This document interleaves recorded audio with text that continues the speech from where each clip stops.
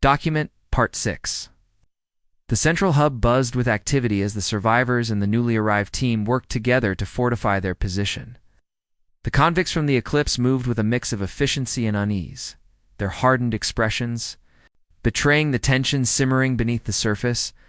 Maria Lopez crouched near the barricade, welding scraps of metal into place, with sparks flying in every direction. Her movements were quick and precise, but her scowl deepened with each passing minute. "They're not going to hold," she muttered under her breath, glancing at the makeshift barrier. "This is junk. If those bastards come back, we're dead." Alex. Carter overheard her comment and shot her a sharp look. "Then make it stronger," he said flatly, his tone leaving no room for argument. He was kneeling nearby, checking the ammunition count on his rifle. His face was calm, but his eyes darted constantly toward the entrance, scanning for any sign of movement. Ethan Brooks lounged against a wall, his weapon slung casually over his shoulder. He smirked at Maria's frustration. "Relax, princess. We've got this under control. Besides, if things go south, I'll just fly us out of here." Maria turned to glare at him, her hands clenched into fists. "You think you're funny? This isn't a game. People are dying here, and yet here we are, babysitting a bunch of doctors." Ethan shot back, his grin widening. "Face Earth Command sent us because they didn't care enough to send anyone better." Before Maria could respond, Captain Harper appeared, her presence silencing the argument before it escalated further. She strode into the room with purpose, her sharp gaze sweeping over the group. "Enough," she barked, her voice cutting through the tension like a knife. "We don't have time for your squabbles. Focus on the mission or I'll leave you." Behind when we evacuate, the threat hung in the air, heavy and unspoken. No one dared to challenge her. Instead, they returned to their tasks. Though the animosity between them remained palpable, Rachel Monroe watched the convicts quietly, her brow furrowed with concern. She stood near the medical bay, organizing supplies while keeping an eye on the patients. The arrival of reinforcements had brought a brief sense of relief, but she couldn't shake the feeling that these newcomers were as dangerous as the enemy outside. Their rough edges and unpredictable behavior made her uneasy. She wondered how long they would stay loyal to the mission. Daniel Hayes approached her, his expression tense. "What do you think of them?" he asked, nodding toward the group. Rachel hesitated before answering there. "Complicated," she said finally, choosing her words carefully. "Some of them seem capable, but others—" She trailed off, glancing at Ethan, who was now chatting idly with one of the soldiers. "I'm not sure we can trust them," Daniel nodded grimly. "I feel the same way. But right now, they're all we've got." As they spoke, Alex wandered over, his rifle slung across his back. He stopped a few feet away, his piercing blue eyes studying them intently. "You two in charge here?" he asked bluntly, his tone neutral but probing. "In a way," Daniel replied cautiously. "Why?" Alex shrugged. "Just trying to figure out how this place works. We've got wounded, low supplies, and enemies breathing down your neck. What's the plan?" Rachel stepped forward, her voice steady despite her earlier doubts. "The plan is to survive until reinforcements arrive. It means protecting the wounded, conserving resources, and holding this position." Alex nodded. Slowly, his expression unreadable. "Sounds simple enough. But what happens if the enemy breaks through? Do you have a fallback position?" Rachel and Daniel exchanged uneasy glances. They hadn't considered that possibility, at least. Not aloud. The truth was, there was nowhere else to go. If the central hub fell, the entire station would be lost. "We'll cross that bridge when we come to it," Daniel said firmly, though his voice betrayed a hint of uncertainty. Alex didn't press further. Instead, he turned and walked away, his mind clearly working through the implications. Rachel watched him go, her thoughts racing. There was something about him, his quiet intensity, his calculating gaze that made her uneasy. She couldn't decide whether he was an ally or a threat. Meanwhile, tensions continued to simmer among the convicts. Maria worked tirelessly to reinforce the barricades, her frustration mounting with each new obstacle. At one point, she slammed her tools onto the ground, muttering curses under her breath. Ethan, ever the provocateur, sauntered over with a smirk. "Problem?" he asked, his tone dripping with mockery. Maria glared at him, her temper flaring. "Yeah, I've got a problem. You standing there doing nothing while the rest of us work our asses off?" Ethan raised an eyebrow, feigning innocence. "Who says I'm not working? I'm thinking. Strategy, you know. Someone has to keep the big picture in mind." Maria snorted derisively. "Strategy, is that what you call it? Because from where I'm standing, it looks like laziness." Before Ethan could retort, Harper intervened once again, her patience wearing thin. "Both of you, shut it," she snapped, stepping between them. "If you've got energy to waste arguing, put it into securing this hub. Now." The two convicts exchanged glares but reluctantly returned to their tasks. Harper shook her head. In exasperation, muttering something about sending children into battle. As she walked away, Alex joined her, his expression thoughtful. "They're going to be trouble," he said quietly, glancing at Maria and Ethan. Harper nodded grimly. "I know, but they're also our best shot at getting out of here alive. Keep an eye on the men, report anything suspicious." Alex didn't respond, but his silence spoke volumes. He trusted Harper, but he wasn't naive enough to believe the convicts would cooperate without conflict. Loyalty was a fragile thing, especially among people with nothing left to lose. Back in the medical bay, Rach attended to a young soldier whose condition was worsening. His breathing was shallow, and his skin had taken on a grayish hue. She adjusted his oxygen mask, her hands trembling slightly as she worked. Nearby, Emily sat hunched over a console, monitoring the comms array and maintaining contact with Earth Command. "How's it looking?" Rachel asked softly, glancing at Emily. Emily sighed, rubbing her tired eyes. "The signal's holding for now. The interference is getting worse. It's only a matter of time before we lose the connection." Rachel nodded, her expression grim. "Keep trying. Every second counts." As she spoke, a sudden explosion rocked the station, throwing everyone off balance. Alarms blared loudly, and smoke began to fill the corridors. The enemy had returned. "Barricade," Daniel shouted, rushing toward the entrance. "Ah!" The convicts sprang into action, taking up positions behind the reinforced barrier. Maria lobbed a grenade down the corridor, the blast echoing through the narrow space. Enemy soldiers advanced, their weapons firing relentlessly. Alex knelt beside Daniel, his rifle aimed steadily at the doorway. "How many are there?" he asked, his voice calm despite the chaos. "Too many," Daniel replied tersely, firing blindly into the smoke. "We need to hold them off until reinforcements arrive." Maria shouted something unintelligible, her voice barely audible over the din of gunfire. Ethan darted between cover points, his movements erratic but effective. For all his arrogance, he was a skilled fighter, and his unpredictable tactics kept the enemy off balance.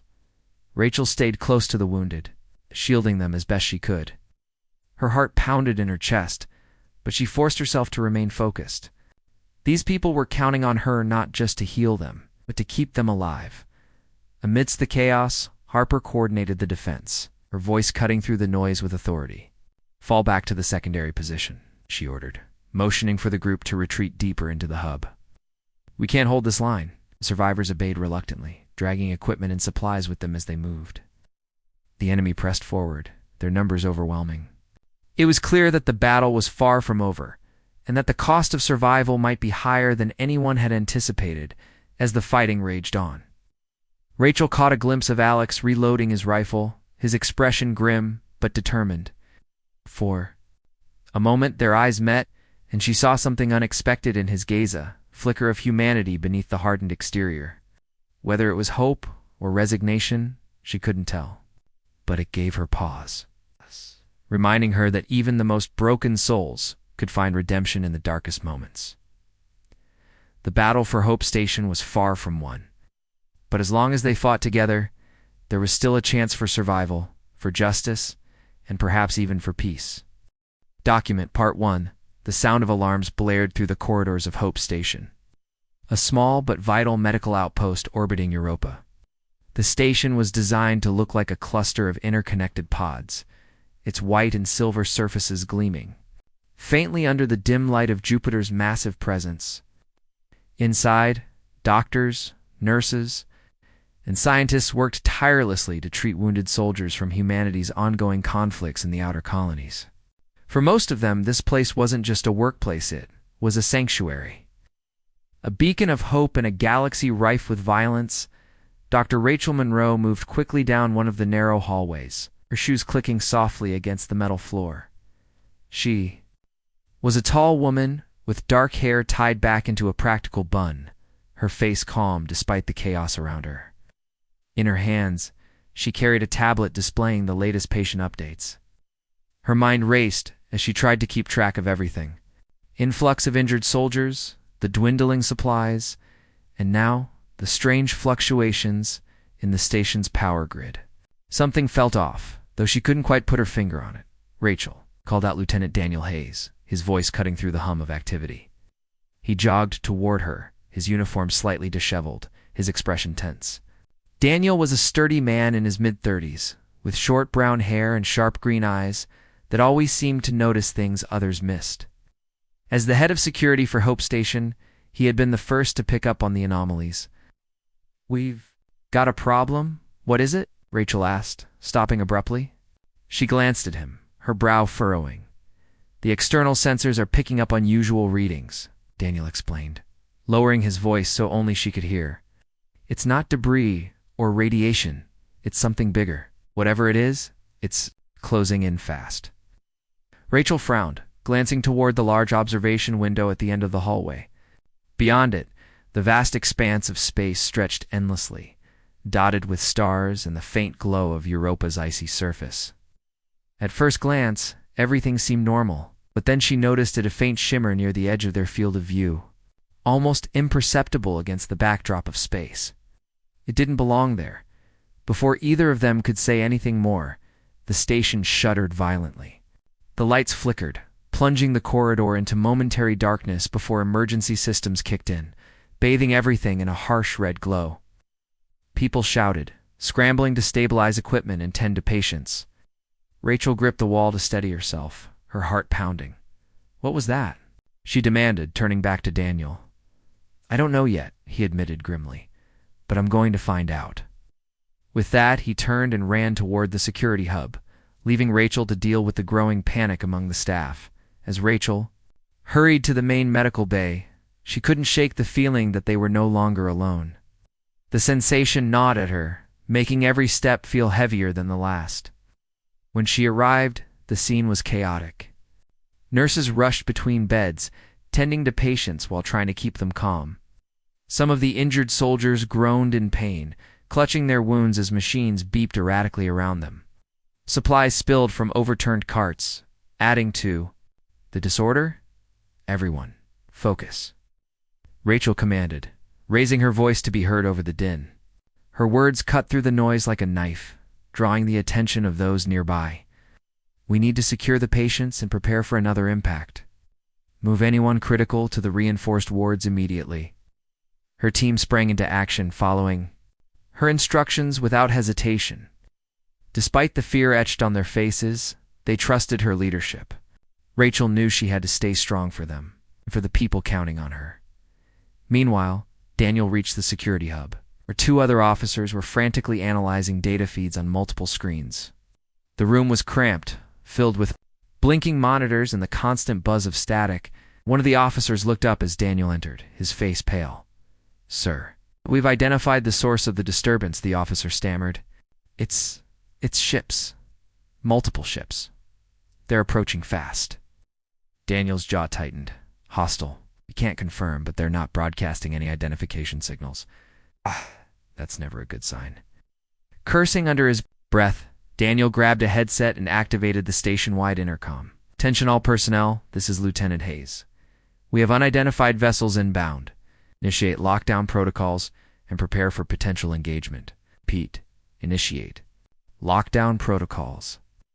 As his message echoed through the station, the tension grew palpable. Outside, the shimmering distortion resolved into clear shapes, sleek, angular ships moving with eerie precision. Their hulls were black, blending seamlessly with the void of space until they were almost upon them. Then, without warning, the first shot struck. The impact sent a shockwave rippling through the station, throwing several people off their feet. Alarms screamed louder and sparks flew from damaged consoles. Smoke began to fill the air, mingling with the acrid smell of burning circuits. Panic erupted as everyone realized what was happening. They were under attack. Back in the medical bay, Rachel shielded her face from falling debris as another explosion rocked the station. A nurse beside her cried out, clutching her arm where a shard of metal had grazed her skin. Rachel wasted no time, grabbing a first aid kit and applying pressure to the wound. "Stay with me," Rachel said firmly, meeting the young woman's frightened gaze. "You're going to be okay." Despite her reassurances, Rachel's own fear was mounting. Whoever these attackers were, they showed no mercy. Hope Station wasn't armed. It wasn't meant to defend itself. Its purpose was to heal, not fight. Yet here they were, caught in the crosshairs of an enemy they didn't understand. Through the chaos, Daniel fought his way back to the central command center, dodging falling panels and helping others along the way. His mind raced as he assessed the situation. Without weapons or reinforcements, their chances of survival were slim. But surrender wasn't an option, not when so many lives depended on them. Reaching the command center, he found the remaining officers huddled around a tactical display. The screen showed the positions of the enemy ships, which had now surrounded the station. Their movements were calculated, deliberate. Whoever was leading this assault knew exactly what they were doing. "They're targeting our oxygen tanks," one of the officers reported, pointing to a flashing icon on the map. "If they hit those, we'll lose breathable air within minutes." Daniel clenched his fists, his mind working furiously. Divert power to the shields around the tanks, prioritize protecting life support systems, and get me a comms link too. "Earth Command, we need backup, now." But even as he spoke, he knew it might already be too late. The distance between Europa and Earth meant any response would take hours, if not days. By then, Hope Station would either be destroyed or overrun. They were on their own. Outside, the enemy ships continued their relentless barrage. Blast chipped away at the station's defenses, sending chunks of metal spiraling into space. Fires broke out in several sections, forcing crews to abandon their posts. The once pristine facility was rapidly becoming a graveyard. In the medical bay, Rachel did everything she could to keep morale high. She moved from bed to bed, checking on patients and offering words of encouragement. But deep down, she knew the truth. Their odds were grim. Still, giving up wasn't in her nature. If there was even the smallest chance of survival, she intended to seize it. As another explosion shook the station, Rachel stumbled, catching herself on a nearby table. Her tablet slipped from her grasp, clattering to the floor. Picking it up, she noticed a new alert flashing across the screen. Someone or something had breached the outer hull. "They're boarding us," she whispered, dread settling in.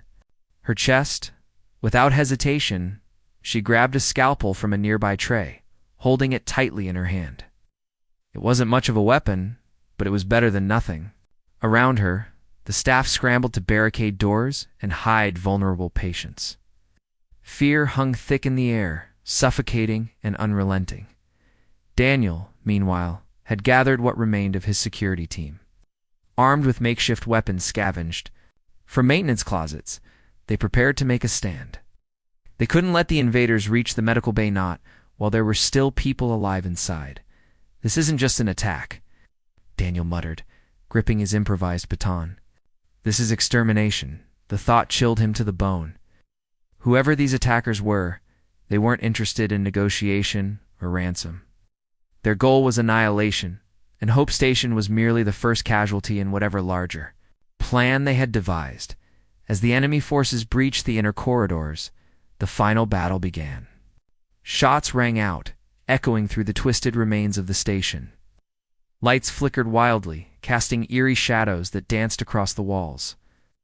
Amidst the carnage, Rachel and Daniel found themselves fighting not just for their own survival but for the soul of humanity itself. Hope Station burned brightly against the cold emptiness of space, its fate hanging precariously in the balance. Document. Part 2. The battle raged on inside Hope Station, each explosion shaking the fragile structure to its core. Fire spread unchecked through the corridors, consuming oxygen and choking those who dared to breathe too deeply. Smoke curled into every corner, stinging eyes and making it hard to see more than a few feet ahead. The once bustling medical outpost now felt like a tomb, its walls groaning under the relentless assault from both outside and within. Rachel. Monroe crouched behind an overturned desk in the main medical bay, her heart pounding in her chest. Around her, the sounds of gunfire and shouting grew louder as the enemy forces pushed closer.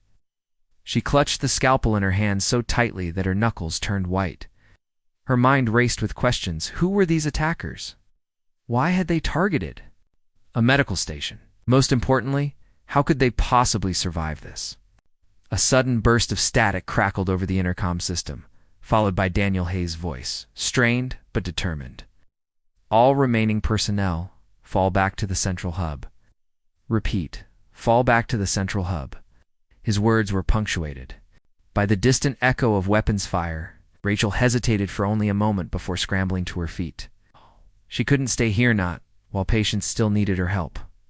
Come on, she shouted to the handful of nurses and medics huddled nearby. We need to move them too. Together, they worked frantically to lift stretchers and wheelchairs, carrying the injured toward what little safety the central hub might offer. Some of the patients cried out in pain, their voices muffled by masks or bandages, while others lay silent, too weak to protest. Every step felt heavier than the last, not just because of the physical strain, but also because of the crushing weight of uncertainty as they navigated through the smoke-filled corridors. Rachel caught glimpses of the devastation. Doors hung off their hinges, exposing rooms littered with debris. Sparks rained down from exposed wires, sizzling as they hit puddles of water leaking from ruptured pipes. The air smelled of burnt plastic and fear. At one point, she stumbled over the body of a security officer, his lifeless eyes staring blankly at the ceiling. She forced herself to keep moving, swallowing the lump in her throat. When they finally reached the central hub, the scene was chaotic. Survivors huddled together in tight clusters, some tending to wounds, others trying to barricade the doors with whatever furniture they could find. Daniel stood in the center of the room, barking orders to a dwindling group of security officers. His face was streaked with soot, and there was a fresh cut above his eyebrow. But his voice remained steady. We can't hold them off forever, he said grimly, addressing the crowd. But we'll do everything we can to buy time. Rachel stepped forward, her expression fierce despite her exhaustion. Time for what? She demanded. If we don't get word to Earth's command soon, we're all dead. Daniel nodded, acknowledging the truth in her words. I've sent multiple distress signals, but the jamming fields around the station are interfering. We need someone to reach the comms array and boost the transmission manually. A heavy silence fell over the room. Everyone knew what that meant, a suicide mission. The comms array was located on the outer edge of the station, far from the relative safety of the central hub. Getting there would require crossing open corridors infested with enemy troops. No one volunteered. Finally, Rachel took a deep breath and raised her hand. I'll go. Daniel's head snapped up, his eyes narrowing. Absolutely not, he said firmly. You're needed here. And if no one goes, none of us will live long enough to need me, Rachel shot back, her tone leaving no room for argument. I'm not asking for permission. I'm telling you I'm going. For a moment, the two locked gazes, neither willing to back down. Then Daniel sighed, running a hand through his disheveled hair. Fine, he relented, but you're not going alone. I'll send 2 officers with you. No, Rachel countered quickly. Every guard we have is needed here to protect these people. Besides, fewer people means less chance of being detected. Before Daniel could argue further, she turned to address the group. Anyone who knows how to operate the comms array, raise your hand. After a brief pause, a young technician named Emily raised hers timidly. Emily was barely 20, her face pale and streaked with tears, but she had been part of the communications team since arriving at Hope Station. Rachel gave her a reassuring nod. You're coming with me? With that decided, Rachel grabbed a small toolkit and slung it over her shoulder. She exchanged a final glance with Daniel, who looked like he wanted to say something, but ultimately stayed silent. Instead, He handed her a flashlight and a spare battery pack. "Shh. Be careful," he said simply. "I will," Rachel replied, though neither of them truly believed it. The journey to the Comes Array was harrowing. The corridors were eerily quiet, save for the occasional distant sound of gunfire or the groan of stressed metal. Shadows danced across the walls, playing tricks on their minds. Every step felt like walking into a trap, and both women flinched. At every noise, their nerves stretched thin. At one point, they ducked into an alcove as a patrol of enemy soldiers passed by. Rachel pressed herself flat against the wall, holding her breath as the figures moved past. Their uniforms were dark and featureless, their helmets obscuring any hint of identity. One of them paused, tilting their head as if sensing something amiss. But after a tense moment, they continued on without investigating further. Once the coast was clear, Rachel motioned for Emily to follow her. They crept along the edges of the hallway, sticking to the shadows as much as possible. The Comes Array wasn't far now, though the path grew more treacherous with each passing minute. Panels sparked unpredictably, forcing them to detour around hazardous areas. The air grew thinner, making it harder to breathe. When they finally reached the Comes room, they found it in disarray. Equipment lay scattered across the floor, and the control panel had been partially damaged. Emily immediately set to work, her hands trembling as she began repairing the connections. Rachel stood guard at the door, peering anxiously into the dimly lit corridor. "How long will it take?" Rachel whispered urgently. 10 minutes. "Maybe 15?" Emily replied, her voice barely audible. "I have to bypass the damaged circuits." Rachel nodded, tightening her grip on the flashlight. Time was slipping away, and she could feel it in every fiber of her being. Outside, the sounds of combat grew louder, signaling that the enemy was closing in on the central hub. If they didn't succeed soon, everyone would be lost. 5 minutes in. The lights flickered again, plunging the room into near darkness. Rachel cursed under her breath, shining the flashlight beam onto the panel to give Emily better visibility. Just as the younger woman was about to make the final connection, a loud crash echoed from somewhere close by. Both women froze, their hearts skipping a beat. "They're here," Rachel murmured, stepping away from the door. Sure enough, heavy footsteps approached, accompanied by the unmistakable hum of energy weapons charging. There was nowhere to hide, and the entrance was too narrow to defend effectively. Thinking quickly, Rachel grabbed a loose piece of metal piping lying nearby and positioned herself between Emily and the doorway. "Keep working," she ordered softly. "Don't stop for anything." The first soldier appeared in the doorway, his weapon raised. Without hesitation, Rachel swung the pipe with all her strength, catching him off guard. He staggered backward, giving her just enough time to tackle him to the ground. The fight was brutal and desperate. Rachel fought with a ferocity born of sheer willpower, refusing to let anyone harm Emily or sabotage their efforts. Behind her, Emily worked furiously, her fingers flying over the controls. Sweat poured down her face as she struggled to complete the task. Finally, with a triumphant cry, she slammed her palm onto the activation button. The Comes Array roared to life, sending out a powerful signal that pierced through the jamming fields. "It's done," Emily gasped, collapsing onto the floor in relief. Rachel spared a quick glance at the blinking indicator light before turning her attention back to the enemy. More soldiers were pouring into the corridor, their weapons trained on her. She braced herself for the inevitable, but then, unexpectedly, the gunfire stopped. A commanding voice rang out, cold and authoritative. "Stand down, let them live." The soldiers obeyed instantly, lowering their weapons. Rachel blinked in confusion as a figure stepped into view. Unlike the others, this person wore no helmet, revealing sharp features framed by short-cropped blonde hair. Their uniform bore insignias, suggesting high rank, and their piercing blue eyes locked onto Rachel with unsettling intensity. "You've bought yourselves some time," the figure said calmly, addressing Rachel directly. "But your message won't save you. Earth has abandoned you, and soon they'll abandon everyone else." Before Rachel could respond, the figure gestured for their troops to retreat. Within moments, They were gone, leaving Rachel and Emily alone in the ruined comms room. The silence that followed was deafening. What did they mean? Emily asked shakily, clutching her knees to her chest. Rachel shook her head, her thoughts racing. Whatever the answer was, it couldn't be good. But for now, they had succeeded in sending the distress signal.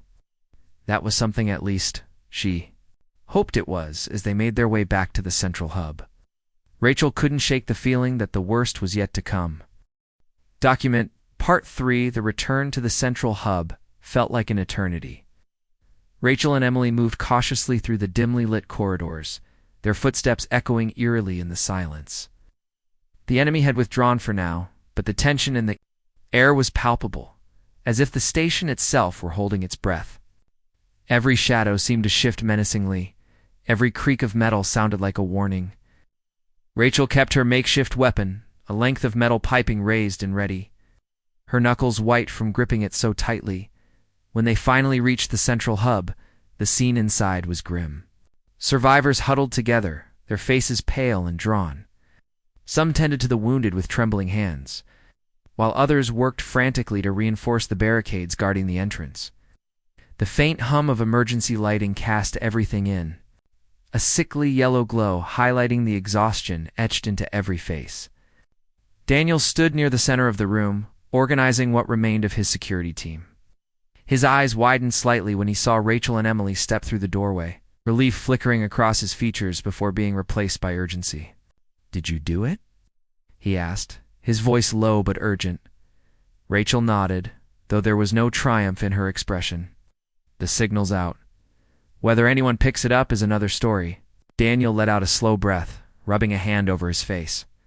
"It's better than nothing," he said, though his tone suggested he wasn't entirely convinced. He glanced around the room, taking stock of their dwindling numbers. "How bad is it out there?" "Bad," Rachel replied simply. "They're organized, disciplined," and she hesitated, recalling the words of the commanding figure who had confronted her. "They seem to know something we don't." "What do you mean?" Daniel pressed, his brow furrowing. "They said Earth has abandoned us," Rachel explained quietly, choosing her words carefully. "That soon they'll abandon everyone else." A heavy silence fell over the group. The implications weighed heavily on all of them. Hope Station was already isolated, far from Earth's immediate reach. If help didn't come in quickly, they were on their own. Hours passed, marked only by the steady ticking of a clock salvaged from one of the ruined offices. The survivors worked tirelessly to maintain order amidst chaos. Medical staff continued treating patients despite dwindling supplies, rationing painkillers and oxygen tanks with meticulous care. Engineers patched up critical systems as best they could, though the damage to the station was extensive. Outside, the enemy ships maintained their ominous presence, occasionally firing warning shots that shook the structure violently. Rachel sat slumped against a wall, her body aching from hours of relentless activity. Her mind raced, replaying the events of the day over and over again. Why had the attackers spared her and Emily? What did they want? And most importantly, why would Earth abandon them? Her thoughts were interrupted by a sudden commotion near the comms console. A young technician shouted excitedly, drawing everyone's attention. "We've got a response! Someone answered our signal."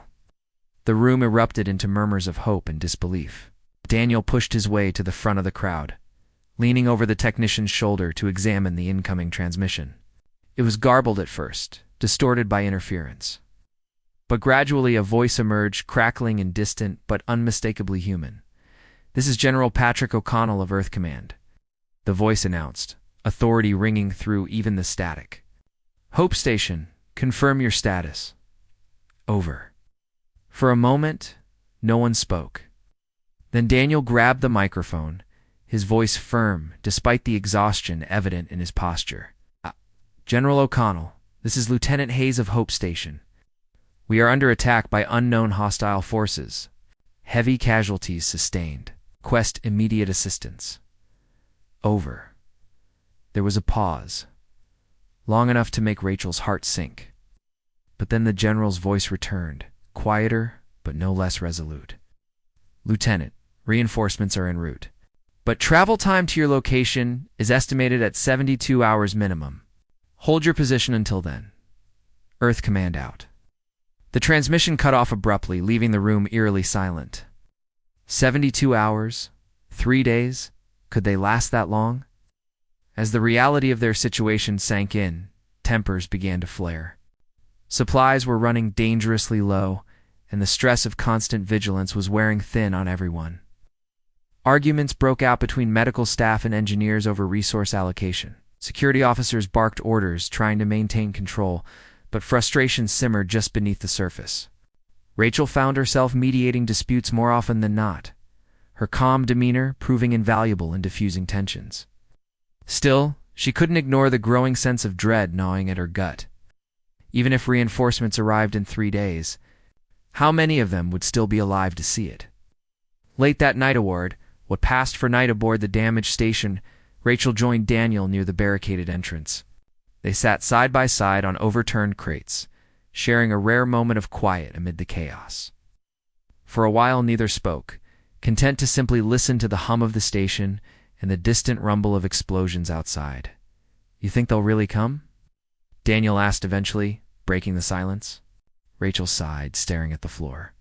"I don't know, maybe. But even if they do, I can't shake the feeling that something bigger is going on here." Daniel nodded slowly, his gaze fixed on the makeshift barrier in front of them. "You heard what that commander said back at the comms array?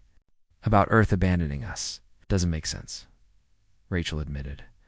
"Why would Earth leave us stranded out here? The station exists to support their troops. Without it, they'd lose the colonies entirely, unless..." Daniel trailed off, frowning thoughtfully.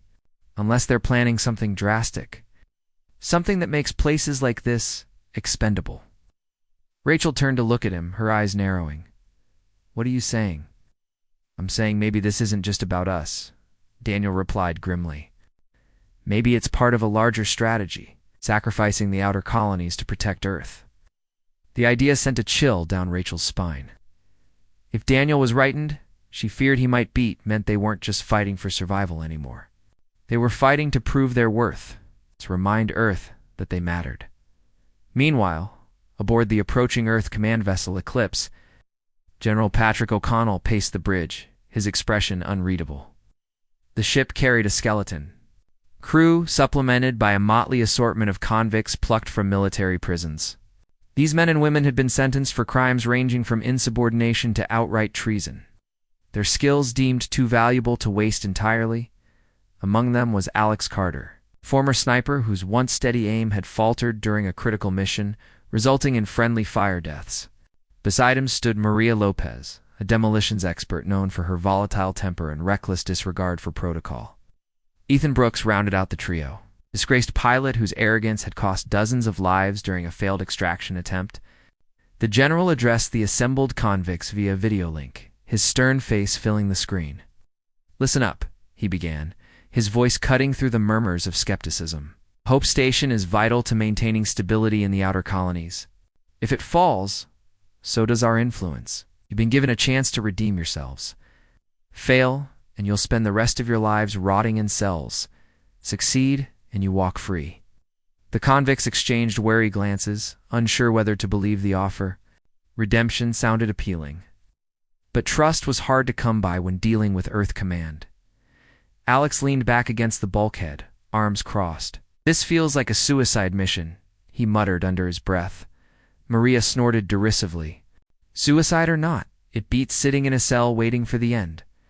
Besides, if we pull this off, we're legends." Ethan smirked, though there was little humor in it. Legends or corpses. Either way, sounds exciting. Their banter was interrupted by the arrival of Captain Linda Harper, the officer tasked with overseeing the operation. A no-nonsense woman with sharp features and sharper instincts, she wasted no time laying down the rules. "You follow orders, no exceptions. We work together, or we die together. Got it?" The convicts nodded reluctantly, though none looked particularly thrilled about the prospect of cooperation. As the Eclipse hurtled toward Europa, General O'Connell watched the feed from the bridge, his jaw tightening. Knew the odds were stacked against them. Sending convicted criminals into battle was risky, but desperate times called for desperate measures. If anyone could turn the tide at Hope Station, it would have to be these broken souls looking for redemption or revenge. Back aboard Hope Station, Rachel and Daniel prepared for the long haul ahead. Reinforcements were coming, but whether they'd arrive in time remained uncertain. For now, all they could do was fight, survive, and hold on to whatever scraps of hope remained. Document. Part for the hours dragged on, each one heavier than the last.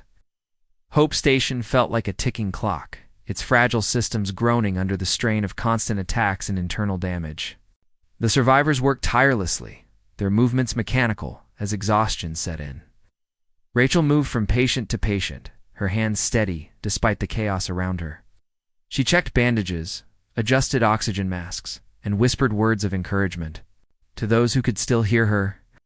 But even she couldn't ignore the growing sense of despair that clung to the air like smoke. Daniel, meanwhile, stood near the barricade at the entrance to the central hub. His eyes darted between the makeshift barrier and the flickering security monitors, which showed glimpses of enemy activity outside. Every sound made him tense, every creak of metal, every distant thud of an explosion. He knew it was only a matter of time before the attackers returned in force, and when they did, the flimsy defenses wouldn't hold for long. "We can't keep this up," Daniel muttered to himself, running a hand over his face. The skin beneath his fingers was rough with stubble, and his uniform was streaked with dirt, and blood not all of it his own. He glanced back at Rachel, who was kneeling beside a young soldier, adjusting an IV drip. Her calm demeanor was a stark contrast to the storm raging inside him. How did she stay so composed? As if sensing his gaze, Rachel looked up and met his eyes. For a moment, they simply stared at each other, two people bound together by shared fear and responsibility. Then Rachel nodded slightly, as if to say, "We'll get through this." Daniel wanted to believe her. A doubt gnawed at him relentlessly. Outside, the enemy ships maintained their menacing orbit, occasionally firing, warning shots that shook the station violently. The survivors braced themselves each time, clinging to whatever stability they could find. Supplies were dwindling faster than anyone had anticipated. Oxygen levels were dropping, forcing them to ration breaths. Food was almost non-existent, leaving many weak and lightheaded. The medical bay resembled a war zone with stretchers crammed into every available space and patients lying shoulder to shoulder amidst the chaos. Emily, the young technician who had helped Rachel send the distress signals, sat hunched over a damaged console. Her hands trembled as she worked, trying to repair the comms array enough to maintain contact with Earth Command. Tears streamed down her face, though she didn't seem aware of them. She felt responsible for keeping the line open, as if their survival depended entirely on her ability to stay connected to the outside world. "Emily," Rachel said softly, crouching beside her. "You need to take a break." "I can't," Emily replied, her voice barely above a whisper. "If I stop, we lose the link." "If we lose the link," she trailed off, unable to finish the thought. Rachel placed a gentle hand on her shoulder. "You're doing everything you can. It's all anyone can ask of you. Now come with me, you need water and maybe something to eat." For a moment, Emily resisted, her fingers hovering over the keyboard. But then she sagged, defeated, and allowed Rachel to guide her toward the makeshift supply station. It wasn't much, a few crates of emergency rations and bottles of water, but it was all they had left. Meanwhile, aboard the Eclipse, tensions ran high among the convicts. Alex Carter leaned against the wall of the cargo bay, his arms crossed tightly over his chest. His sharp features were shadowed by fatigue, though his piercing blue eyes remained alert. He watched Maria Lopez pace, back and forth, her boots clanging loudly against the metal floor. Ethan Brooks sat nearby, slouched in a chair with his legs stretched out in front of him, smirk playing on his lips. "This is insane," Maria growled, stopping abruptly and turning to glare at the others. "They expect us to march into that death trap and save some doctors? What are we, heroes now?" Alex snorted derisively. "Hardly. We're pawns. Disposable ones." "Speak for yourself," Ethan interjected, leaning forward with a cocky grin. "I plan to come out of this alive and, maybe even rich. Ever think about what happens if we actually pull this off?" Medals, parades, the whole deal?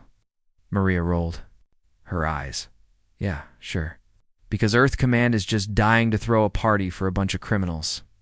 Hey, stranger things have happened, Ethan shot back, shrugging nonchalantly. Before the argument could escalate further, Captain Linda Harper entered the room. Her presence silenced the group instantly. There was something about her stern demeanor that commanded respect or at least obedience. She scanned the room with sharp, calculating eyes before speaking. You've got 24 hours until we reach Hope Station, she announced, her tone leaving no room for negotiation. Use that time wisely. Get your gear ready, review the mission parameters, and figure out how to work together. Because if you don't, none of you will make it off that station alive. With that, she turned and left, leaving behind an awkward silence. The convicts exchanged glances, each weighing their options. None of them trusted the others, but they also knew they couldn't succeed alone. Back on Hope Station, Daniel gathered the remaining survivors for a meeting. The group was small, barely 20 people, and their faces were lined with exhaustion. Some sat slumped against walls, while others stood uneasily, clutching weapons or tools they hoped could double as defenses. We've got 72 hours until reinforcements arrive. Daniel began, his voice firm but weary. That means we need to hold out for 3 days. 3 days without food, without proper oxygen, and with enemies breathing down our necks. A murmur rippled through the group, a mixture of disbelief and determination. One of the younger medics raised a shaky hand. What's the plan? She asked, her voice trembling. Daniel hesitated, glancing at Rachel for support.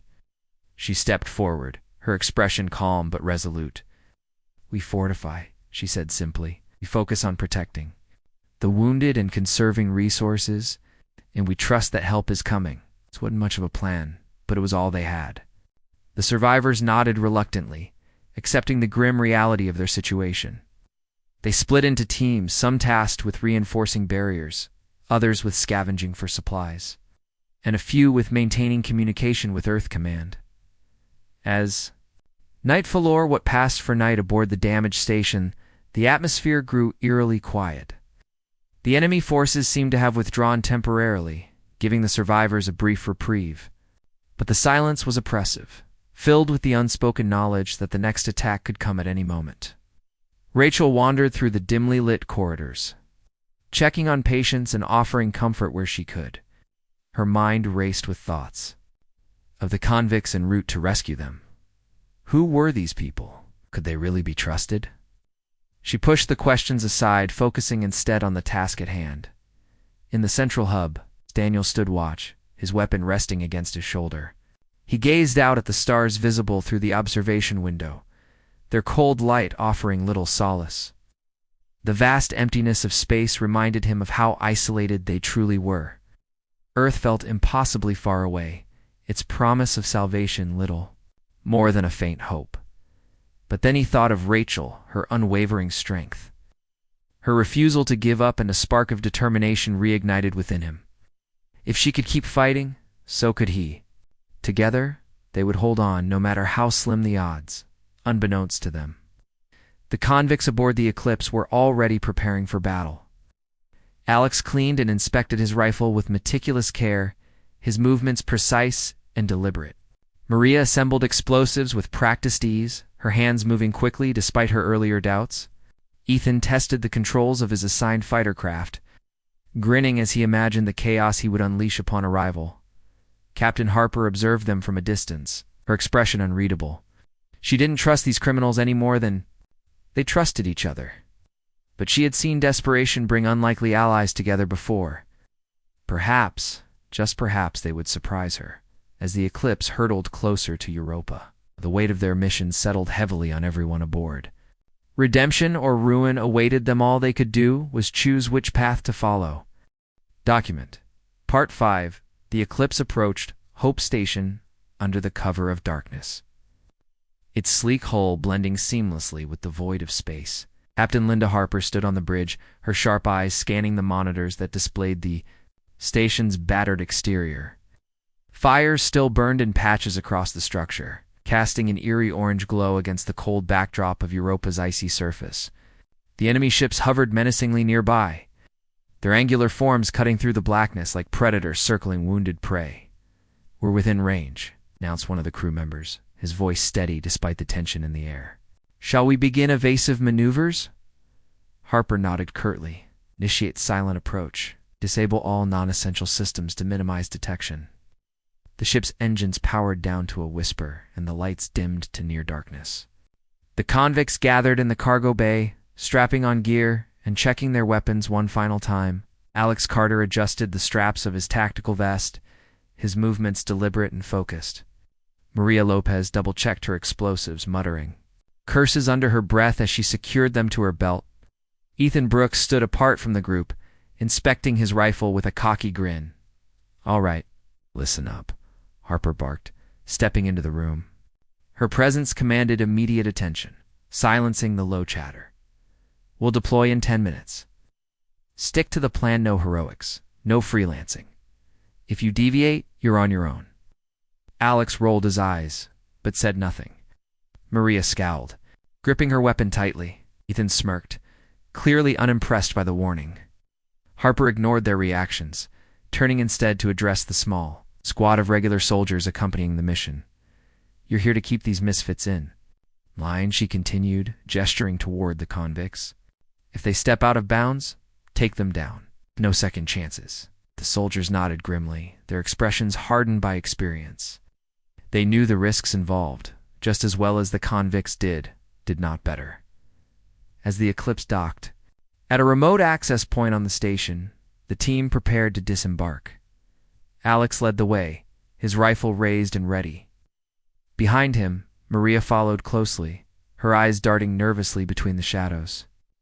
Ethan brought up the rear, his movements casual but alert. The soldiers fanned out, securing the immediate area before signaling the others to proceed. The corridor they entered was eerily silent, the only sounds coming from the groaning metal walls and the faint hum of failing systems. The acrid smell of smoke lingered in the air, mixing with the metallic temps of blood. Alex paused for a moment, peering around a corner before motioning for the group to move forward.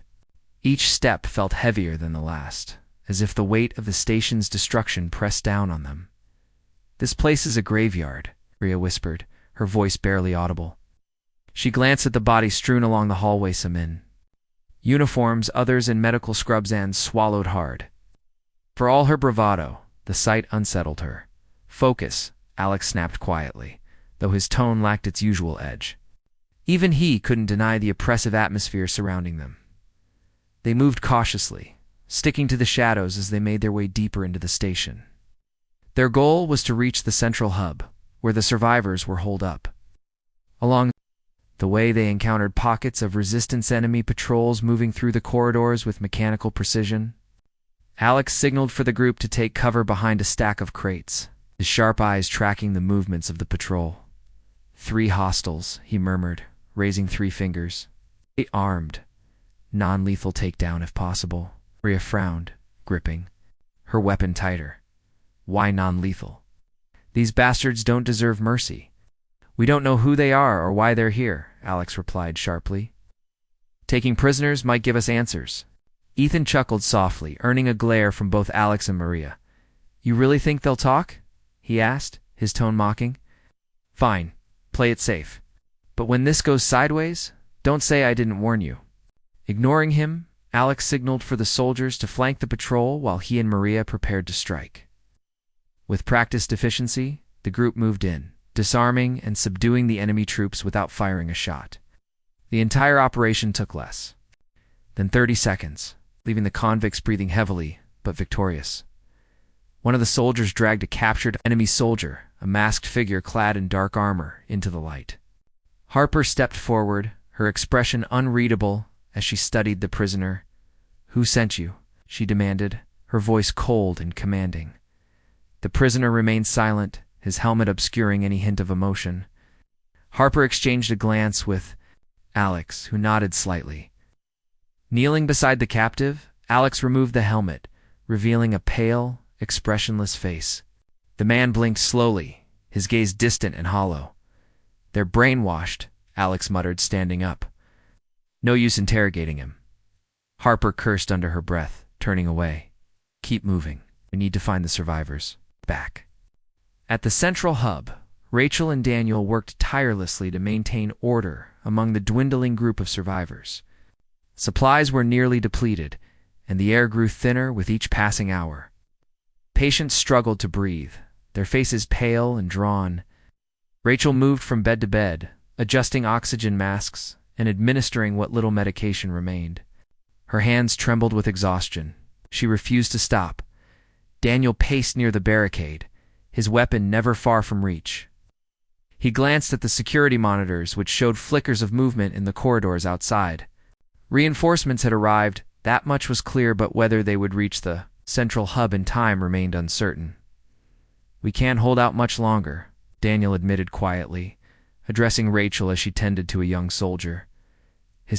His voice was strained, betraying the weight of his doubts. Rachel looked up, her expression calm but resolute. "We have to," she said simply. "Help is coming. We just need to stay alive until then." Before Daniel could respond, a loud crash echoed through the corridor outside. Everyone froze, their eyes wide with fear.